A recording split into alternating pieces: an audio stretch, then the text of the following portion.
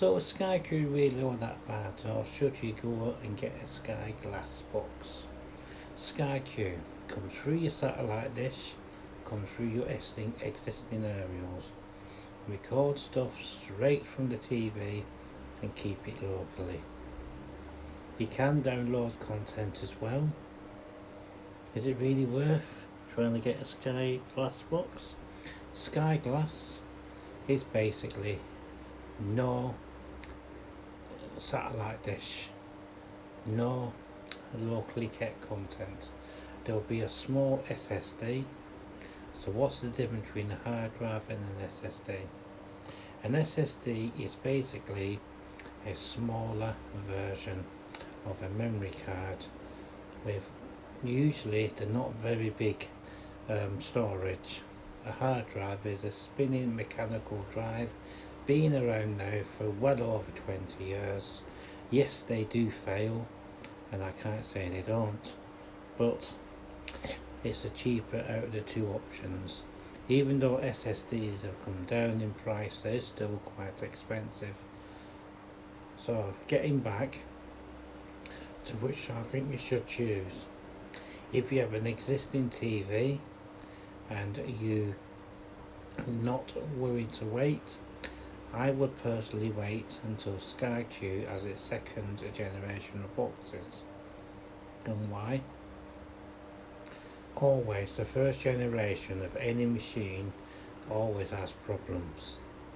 I would never get the first generation of any games console, any DVD or anything like that, because standards have a tendency to change.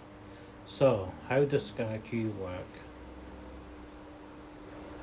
Okay, so how does SkyQ work? It works really from the receiving end of your satellite dish. Your satellite dish will have multiple outputs on it.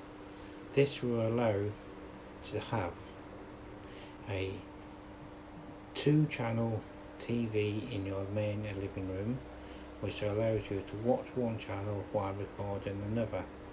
There's also the output to have a second recordable box in another room. This is additional cost as you'll need to have 2 hard drive enabled boxes, and again this will allow you to record 2 channels and watch 2 channels as well. You do have the ability to have a wireless box, so you can just view anything on your main box and also view a different channel from your main box as well.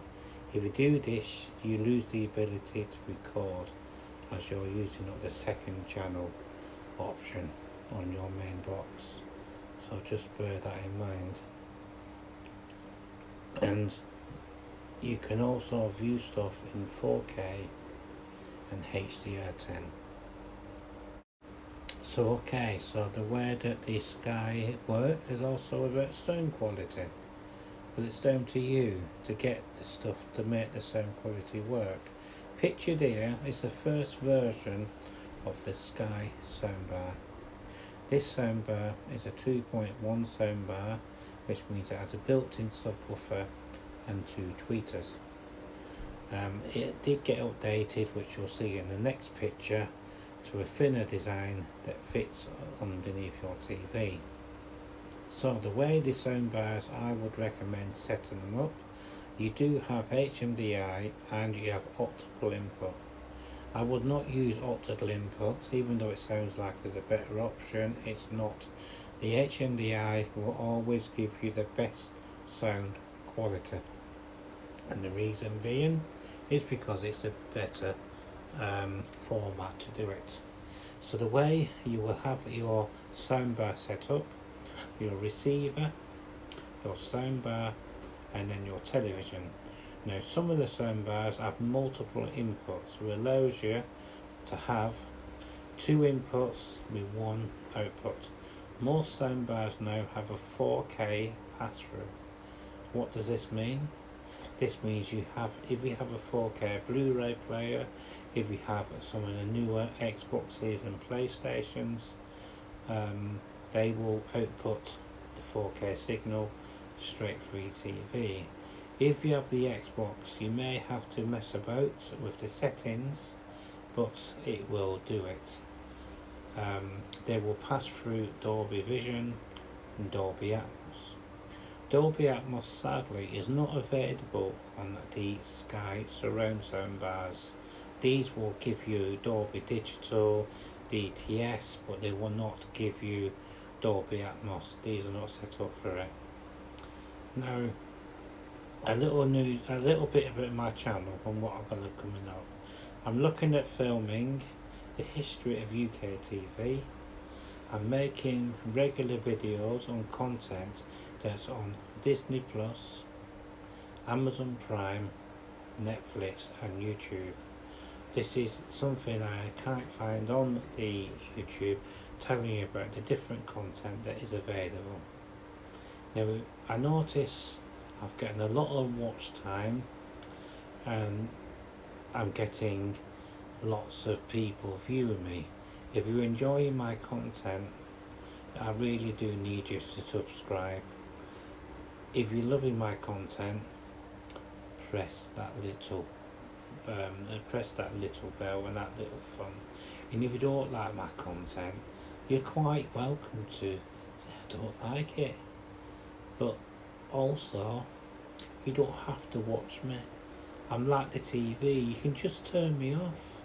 And if you're feeling tired, go to sleep. I'm not. Don't tell me I'm boring and I may not have the best voice in the world. I'm very sorry about that.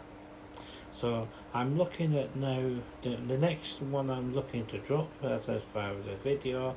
I did some film today at the Free Mill Studio in Stratford, where we had London Burning, The Bill and the £1 Million Drop. Unfortunately, this studio is no longer with us, and I'm hoping to have this video up for next Saturday evening. I will go over the history of the studios and what we filmed there. Also, it was a TGFI Fridays, the Chris Evans show was filmed there, the Tube was filmed there. There was a lot of history that was filmed there. Also, there was actually something called the Roxy, which was just around the corner. That was ITV's equivalent of Top of the Pops. Have a nice evening and stay safe.